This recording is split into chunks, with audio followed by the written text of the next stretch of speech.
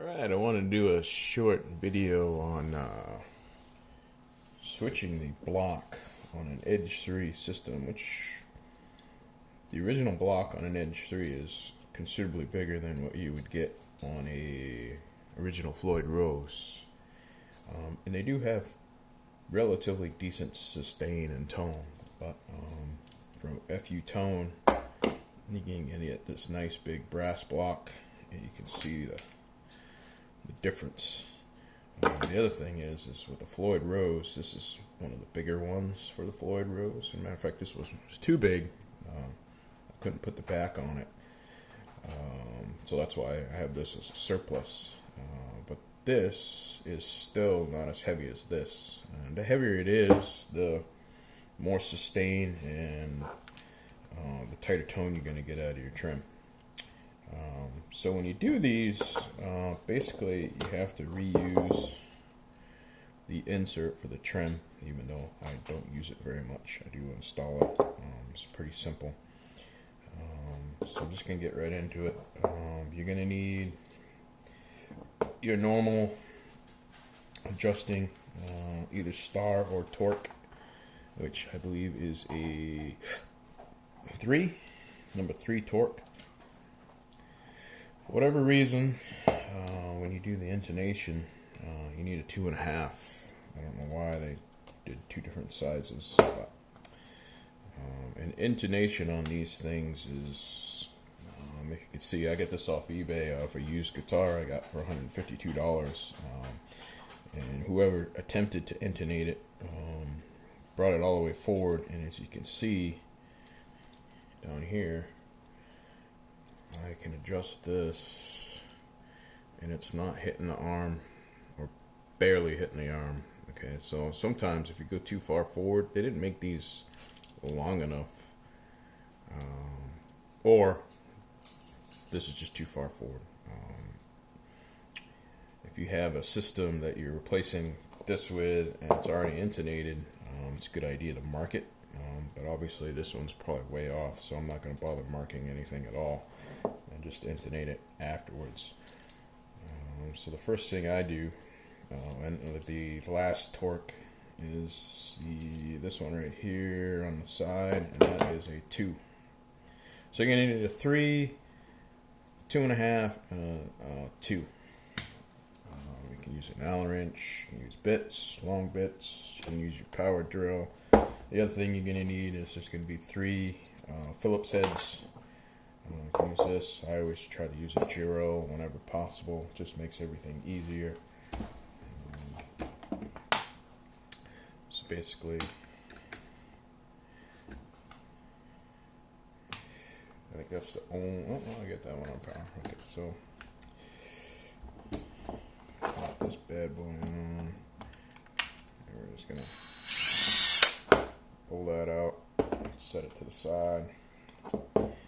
Then you got this one here that has a spring on it, and it's usually pretty loose, but if not, you can just use your number 3, and you're going to want to save that as well. And once this comes out, you're going to have to pry the little plastic piece off, and if I remember right,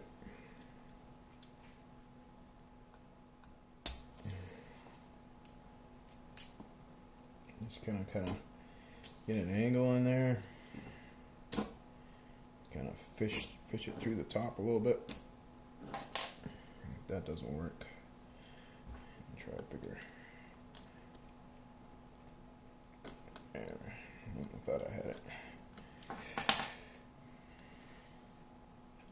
Then they're pretty good. Push in on the side.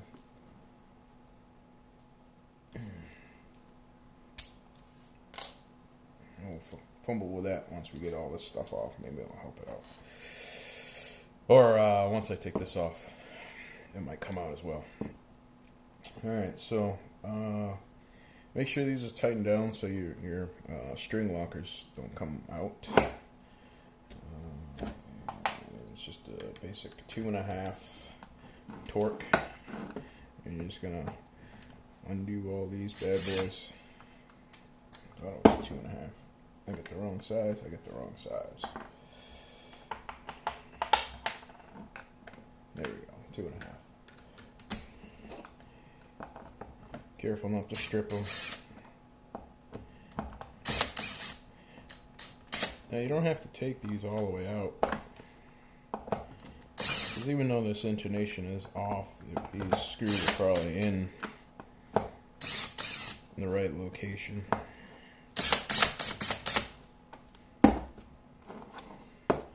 Once they fall back, you can just pull them out. So basically, push back, lift up. I don't think they're in any kind of order, but I always try to keep them in order. And this one's on the back one, so it's not going to let it come out. So I'm going to take that out, and then put it back in. Just so I know where it was. Getting all messy. Well, I'm not using these, so I'm going to move them out of there. I'm a power tool person, so.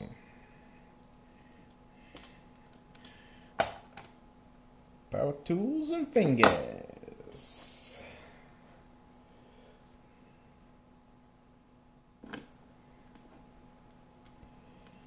Yeah. Try and do this quickly so it doesn't take 4 hours for this video to upload. Alright, so now you got these you got 6, and you have to go on these slots down here. Same here. Alright, so we're going to take those out.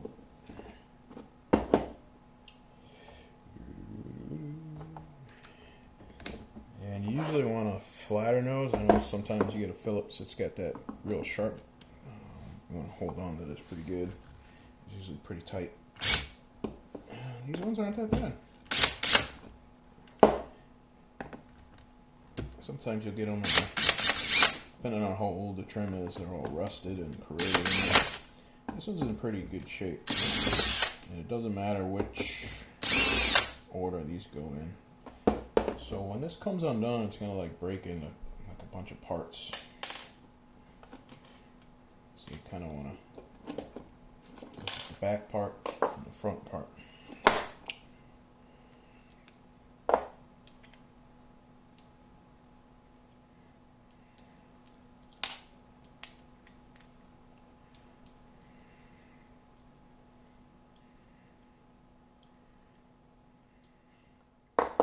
Alright, so that's the old one, and you can see the difference. Now you want to have these all lined up. Now the plastic piece comes right out, so I always pop that bad boy right in there.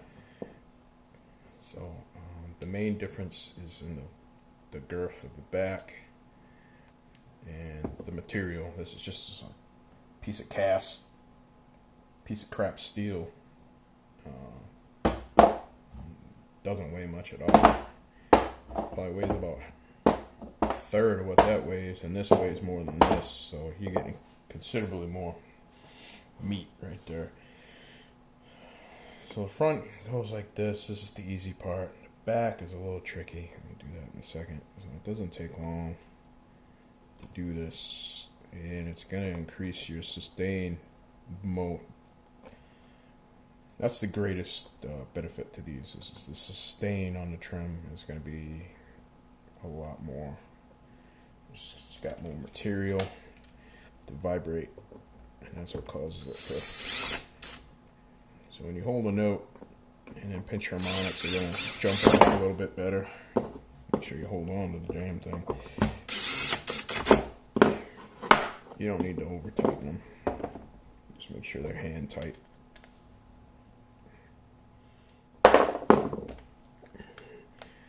Get a torque drill. Put it on like 5 pounds or something like that. That's probably good enough.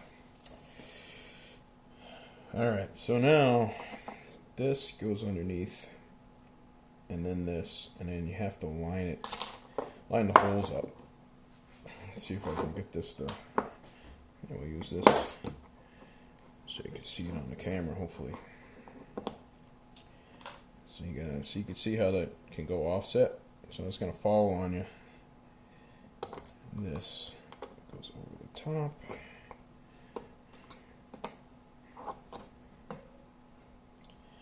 And bring it back a little bit. Like that. And when you tighten it down, it's going to get one in. Like that. And you see that's kind of off center. Bring it. There we go. So if you get the two ends down, the middle one's automatically going to line up. Yeah, that 5 pounds. That 5 pounds is perfect.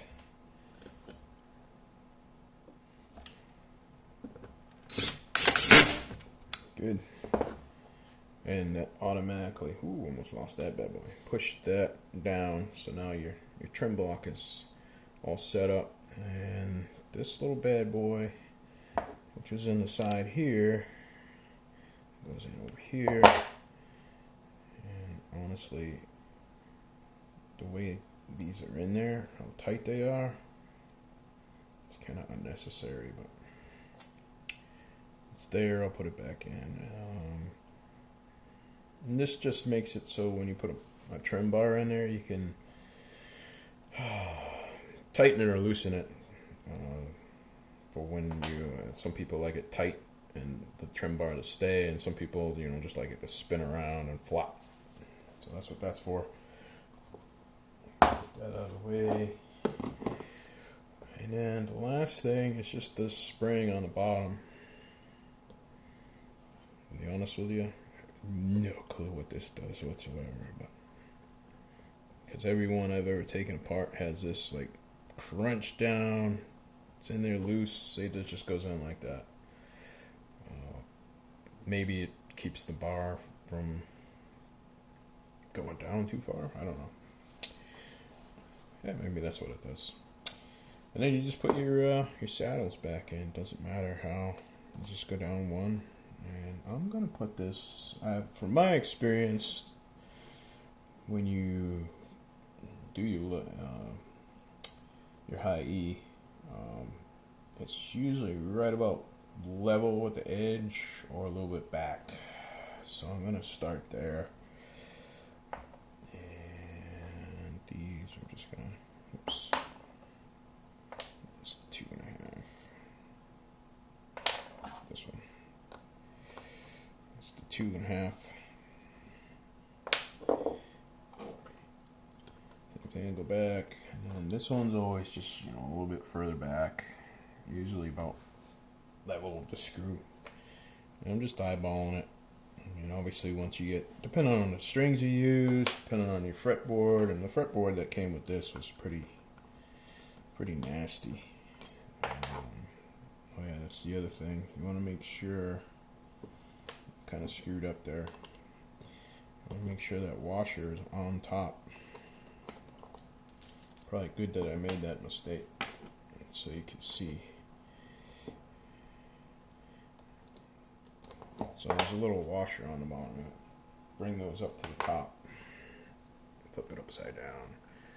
So now I get all your little washers on the top. Probably a good idea to install it like this.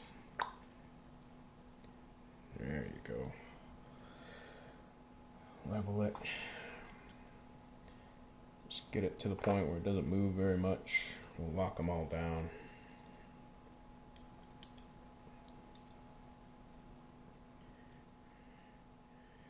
You're just popping it in, pushing it forward.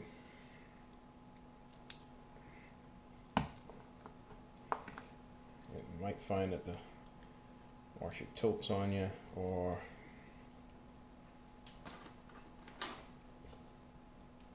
push it down a little bit.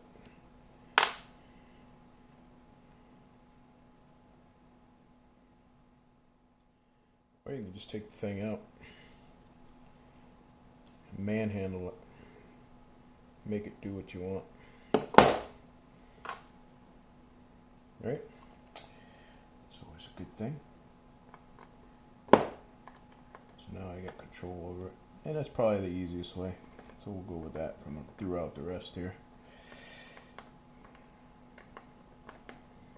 Just hand tighten it. Remember to tighten them down a little bit more before you put the strings on, because as you tighten the strings, it will slip. But put the intonation out. Usually doesn't matter much. But you can adjust it anyway. And I don't think it'll be that far back. I usually go edge a little bit back, line the middle of this up with this nut, and vice versa down here, and then we repeat the process on the upper or the lower. And that usually gets you relatively close to where you want to be without having to, move. Last thing you want to do is have strings on and have to take this out, because you got this back here and it needs to be up here. But this is pretty relatively easy upgrade, and for $50, $50, $60, whatever they cost, it's well worth the investment. Especially if you have a cheaper guitar and you want it to sound expensive. That's the way to do. And this is basically what I do, because it was my experience that I bought one of those nice, they were Ernie Ball at the time, but the Wolfgang guitars, and I paid $1,300 for it. I had to lay away for about 6 friggin' months. I was so excited to get it, and did that EVH tone, got it, played it, and at the time I just had like a junky $129, West Tone Japanese ripoff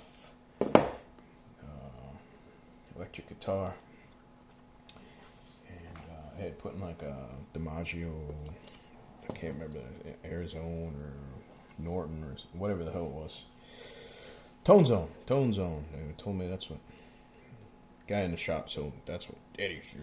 Of course, that's not what Eddie used, but it sounded like it. And I'll tell you what, that $129 guitar sounded just like that Ernie Ball Wolfgang I bought, just by replacing the pickups. And I didn't like the neck. I don't like bare naked maple neck, so I traded that for a Jackson Soloist, and woo, that was worth the money. But there we go, we're done. Now we got, and that's considerably heavier. Now the other thing is, it can make your guitar heavier. So if you like lightweight guitars, I mean, this is a good price. It's got to be, it's not 5 pounds, but it's probably between 2 and 5 pounds right there. Whereas this, oh wow, light and day. So you can, the other thing is the drop test people do. So you can, right, so you got, yeah, scratch that.